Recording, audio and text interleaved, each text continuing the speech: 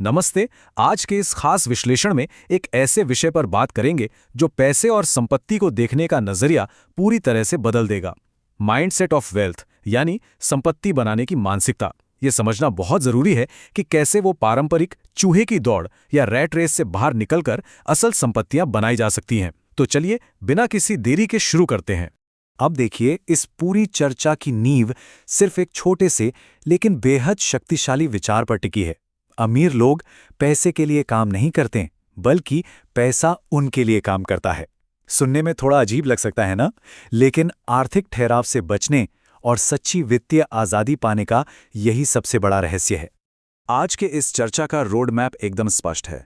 सबसे पहले true wealth mindset को समझेंगे, फिर रैट रेस बनाम एसेट्स, वित्तीय साक्षरता के ज़रूरी सबक और कुछ रियल वर्ल्ड सक्सेस स्टोरीज पर नज़र डालेंगे। आखिर में यह भी देखेंगे कि कैसे ये सब एक स्वस्थ समाज के निर्माण और रोजमर्रा के डेली रूटीन से जुड़ा है। पहला हिस्सा है द ट्रू वेल्थ माइंडसेट।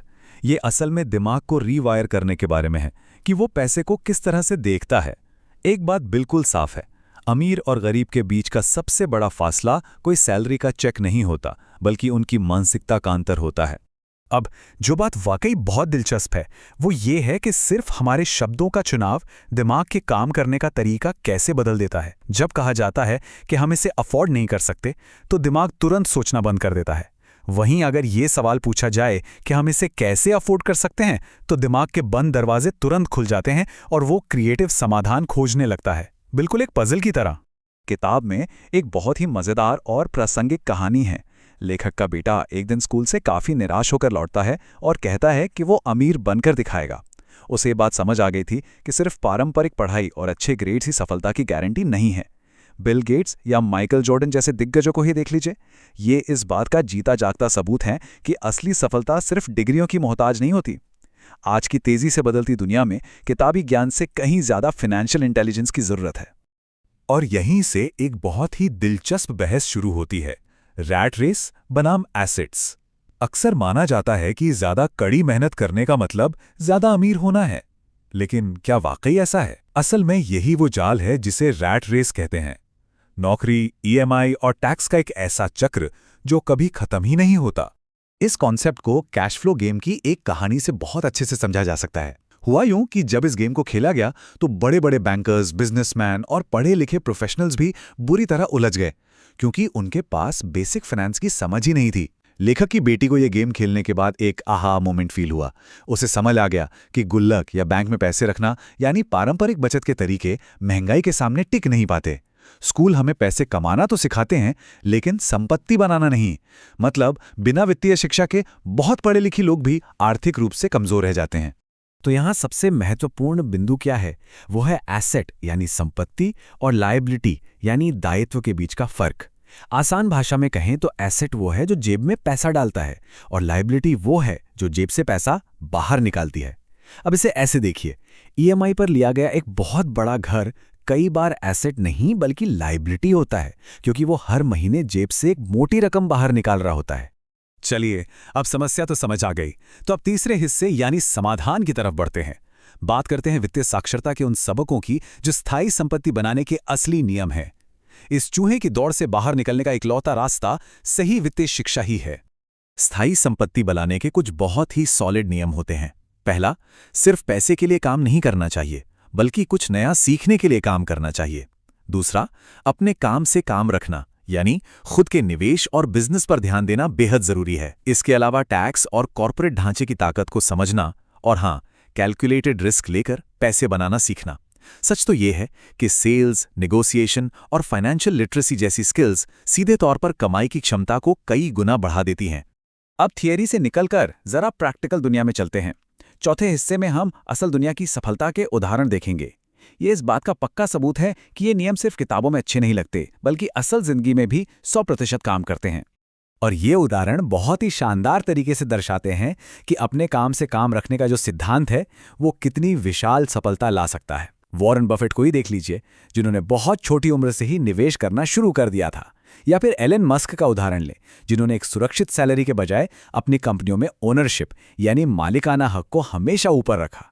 साफ है कि ऐसे सफल लोग कभी पैसे के लिए काम नहीं करते, बल्कि उनके बनाए हुए सिस्टम दिन रात उनके लिए काम करते हैं। अब इस विश्लेषण को थोड़े और गहरे स्तर पर लेके चलते हैं। 5वां हिस्सा है एक स्वस्थ समाज और ईमानदारी। देखिए, वित्तीय स्वतंत्रता का मतलब सिर्फ बैंक बैलेंस बढ़ाना नहीं है। इसका बहुत गहरा नाता व्यक्तिगत ईमानदारी और एक भ्रष्टाचार मुक्त समाज के निर्माण से भी है। असल में ये चरित्र निर्माण का ही एक हिस्सा है। कुछ खास आदतें होती हैं जो इंसान को मजबूत बनाती हैं, जैसे लालच पर कंट्रोल रखना, ईमानदारी से पैसे कमाना, एक इमरजेंसी फंड तैयार करना, आय के एक से ज्यादा स्रोत बनाना और लगातार कुछ नया सीखते रहना। किताब में यह बात बहुत गहराई से बताई गई है कि आर्थिक रूप से कमजोर व्यक्ति अक्सर मजबूरी में अनैतिक समझौते कर बैठता है। इसीलिए वित्तीय रूप से आत्मनिर्भर होना किसी भी तरह के भ्रष्टाचार के खिलाफ एक बहुत बड़ी ढाल है और एक स्वस्थ समाज की सबसे मजबूत नींव भी। यहाँ पर एक बहुत ही बड़ा माइंडसेट शिफ्ट जरूरी है। गरीब मानसिकता हमेशा अपनी स्थिति के लिए परिस्थितियों या सरकार पर दोष पड़ती है, जबकि एक अमीर मानसिकता कहती है मैं अपनी स्थिति के लिए खुद जिम्मेदार हूँ। और सच मानिए, जब दूसरों पर दोष मढ़ना बंद कर दिया जाता है, ठीक उसी पल से हालात को बदलने की असली ताकत मिल जाती है। अब आते हैं इस चर्चा के छठे और सबसे एक्शन वाले हिस्से पर, दैनिक अनुशासन के कदम। ज्ञान बहुत मिल गया, अब इन सिद्धांतों को आज ही बल्कि अभी से लागू करने का समय है। चलिए इन रोजमर्रा की आदतों को तेजी से समझते हैं। किसी भी दिन की शुरुआत सबसे ज्यादा मायने रखती है। एक शानदार मॉर्निंग रूटीन में क्या क्या होना चाहिए? रोज कम से कम 20 मिनट फाइनेंस या बिजनेस के बारे में पढ़ना, दिन भर के खर्चों की एडवांस में प्लानिंग करना और कोई एक स्पष्ट वित्तीय लक्ष्य लिखना। यकीन मानिए, दिन की ये शानदार शुरुआत पूरे दिन के वित्तीय गति को सेट कर देती है। चलिए अब आगे बढ़ते हैं और देखते हैं कि दिन भर ये अनुशासन कैसे कायम रखा जाए। अचानक या बिना सोचे समझे पैसे खर्च करने से बचना चाहिए। हर खर्च पर एक बार सवाल जरूर उठाना चाहिए, ताकि कहीं दिखावे के चक्कर में लाइफस्टाइल महंगी ना हो जाए। और सबसे जरूरी बात, पूरे दिन में कोई ना कोई नई स्किल सीखने की कोशिश जरूर करनी चाहिए। और जब दिन ढलने लगे तो शाम के रूटीन में जवाबदेही होनी चाहिए। दिन भर के सारे खर्चों को ट्रैक करना, अपनी इनकम बढ़ाने के नए नए आइडियाज लिखना और कम से कम 15 मिनट निवेश के बारे में कुछ नया पढ़ने में बिताना, ये खुद को लगातार अपग्रेड करने का एक जबरदस्त तरीका है। आज के इस पूरी चर्चा का निचोड़ इस एक तुलना में छिपा है। एक तरफ है गरीब मानसिकता, जो हमेशा नौकरी की सुरक्षा ढूंढती है, पहले खर्च करती है और पैसे के बदले अपना समय बेचती है।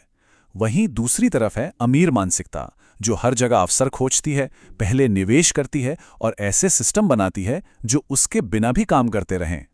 ये बात बिल्कुल शीशे की तरह साफ हो जाती है कि गरीबी की शुरुआत हमेशा सूझ से होती है और समृद्धि की शुरुआत वित्तीय शिक्षा से। अब इस विश्लेषण को एक बहुत ही गहरे और विचारोत्तेजक सवाल के साथ खत्म करते हैं। एक पल के लिए इस बात पर विचार करते हैं कि अगर किसी भी कारण से आज काम करना बंद कर दिया जाए तो क्या आमदनी भी पूरी तरह से रुक जाएगी? इस एक सवाल के जरिए व्यक्तिगत वित्तीय स्वतंत्रता का असली अंदाजा लगाया जा सकता है। अगर इसका जवाब हाँ है, तो समझ लीजिए कि यही वो सही वक्त है जब असल संपत्तियों का निर्माण शुरू कर देना चाहिए। आज के इस ज्ञानवर्धक विश्लेषण में शामिल होने के लिए बहुत बहुत धन्यवाद।